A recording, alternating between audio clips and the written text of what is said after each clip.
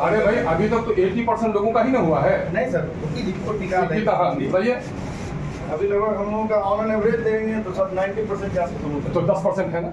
सीमांचल में निवास प्रमाण पत्र बनाने में हो रही देरी के खिलाफ AIMIM सभी प्रखंड मुख्यालयों पर धरना दे रही है और सरकार के खिलाफ नारेबाजी कर रही है। AIMIM के प्रदेश अध्यक्ष अख्तरुल ईमान ने पूर्णिया के अमौर प्रखंड कार्यालय जाकर अधिकारियों को जमकर फटकारा।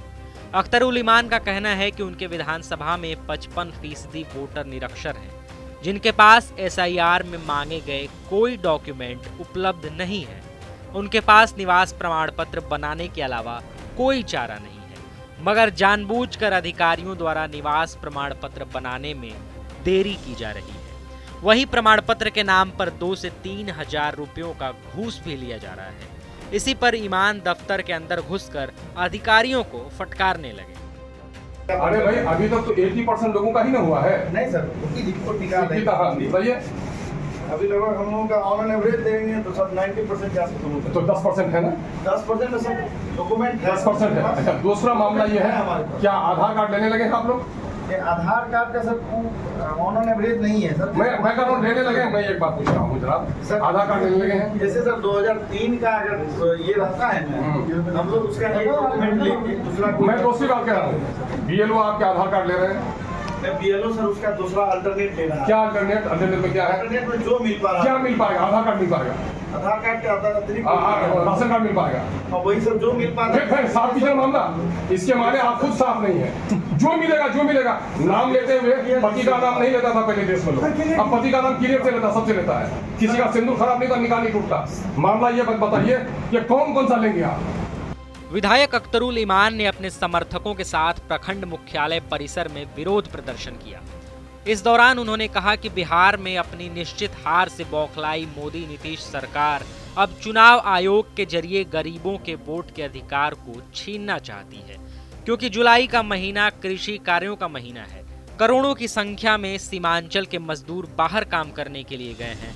ऐसे में यह प्रक्रिया लाखों लोगों को मतदाता सूची से बाहर करने का जरिया बन सकती है। साथ ही ऐसे लोगों की भी जनसंख्या काफी है जिनके पास निवास प्रमाण पत्र नहीं है।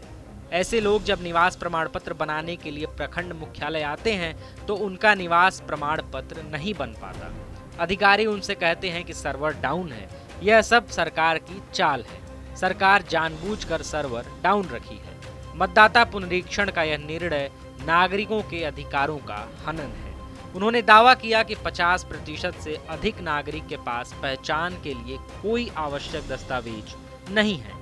इस प्रक्रिया से बड़ी संख्या में लोग मतदाता सूची से बाहर हो सकते हैं। ईमान ने आरोप लगाया कि चुनाव आयोग NDA सरकार के दबाव में काम कर रही है।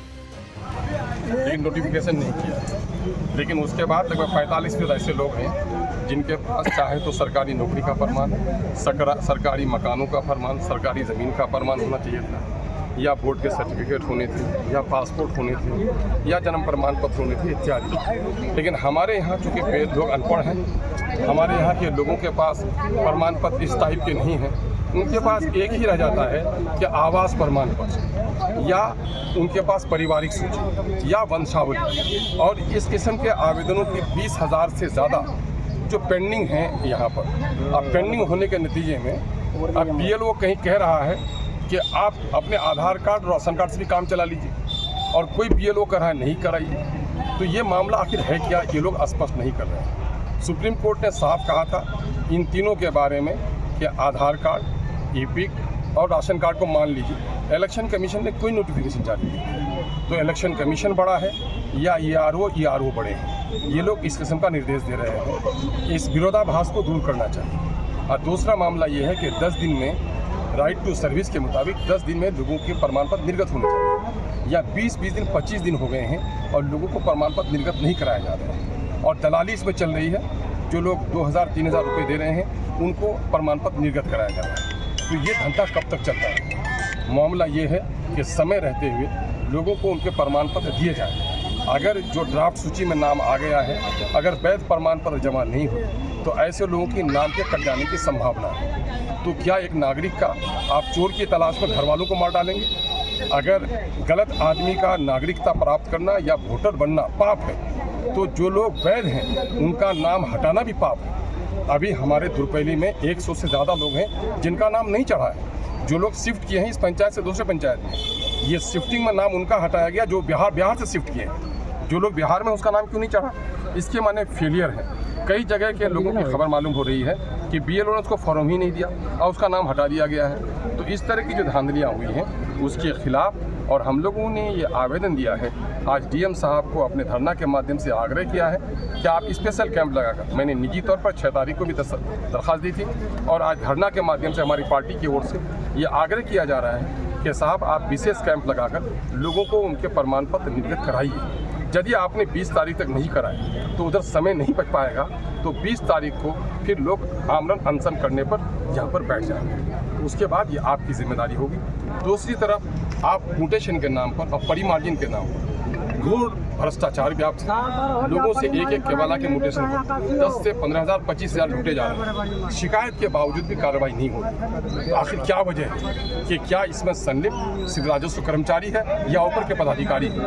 ऊपर के पदाधिकारी का कार्रवाई नहीं करना, तो इसका माने ये है कि राजस्व कर्मचारी का कमीशन बड़ों तक पहुंचता है, यही वजह की कार्रवाई नहीं है। इस पर भी स्पष्ट होना चाहिए। इसी किस्म के मामले को लेकर आज यहाँ पर धरना प्रदर्शन हुआ है। बाढ़ से कई जगह ग्रामीण क्षेत्रों में हमारे घर कट रहे हैं, जो महानंदा में और परमान में और कनकई में, तो उसके ताल्लुक से भी हम लोगों का मेमोरेंडम दिया है। तो क्या आप मानते हैं कि भ्रष्टाचार नियंत्रित नहीं हो सका? भ्रष्टाचार पूरे नीतीश कुमार ने भ्रष्टाचारियों को छूट देकर रखी है। मैं जनता को बता देता हूँ, मेरी तरह 8 आदमी को आपने वोट दिया है, पंचायत समिति को दिया है, मुखिया को भी दिया है, जिला पार्षद को भी दिया है, पंच सदस्य को भी दिया है, सरपंच को भी दिया है और सरपंच के सदस्य को भी दिया है और माननीय MP साहब को भी दिया है। ईमानदारी से पत्रकार बंधु बोलो कि क्या इन मुद्दों पर अख्तुल-ईमान के अलावा कोई बोलता है क्या? सदन के आखिरी दिन थे, उसके बावजूद भी SIR के लेकर जबान उठी तो अख्तुल-ईमान की खुली, बाकी लोग कमर से खड़े भी नहीं हो सके, लगवा मार गया। तो मैं तो लड़ाई लड़ रहा हूँ और मैं राजा नहीं बनाया गया हूँ, मैं आपका वकील हूँ। लोग समझता है कि MLA हो गया राजा हो गया। क्या एक MLA को, एक कर्मचारी को ट्रांसफ़र करने का हक है? नहीं, सरकार तक पैगाम पहुँचाने का है। सरकार तक में एक मामला, सड़क का मामला हो, नदी का मामला हो, पुल का मामला हो, भ्रष्टाचारियों का मामला हो, अभी एक राजस्व कर्मचारी पर पदपत्र को भी गठित कर दिया है, उसके बावजूद भी कार्रवाई नहीं हो रही है। तो इसके माने नीतीश कुमार भ्रष्ट कर्मियों को संरक्षण दिए हुए, और नीतीश कुमार तो इस वक्त स्टैचू बन गया है, वो जीवित है भी और नहीं भी है, और वो भाजपा के इशारे पर नाच रहा है। इसलिए भाजपा का मतलब है भ्रष्टाचारी सरकार, भ्रष्टाचार व्याप्त है। और भाजपा की नज़र में सीमांचल में बसने वाले मुसलमान देश के नागरिक नहीं, उसको बांग्लादेशी लग रहे हैं। यही वजह है कि बेईमान लोग वहाँ से बैठकर पूरे सीमांचल को लुटवा रहे हैं। अख्तरुल ईमान ने दफ्तर में घुसकर अधिकारियों को फटकारा, लेकिन लोगों का प्रमाण पत्र क्यों नहीं बन रहा, ये जांच का विषय है। हाल में ही बिहार विधानसभा चुनाव होने हैं। ऐसे में सभी मतदाताओं को अधिकार है कि उन्हें खुद को योग्य मतदाता साबित करने का उचित अवसर मिल पाए। TV9 के लिए पूर्णिया से मोहित पंडित की रिपोर्ट।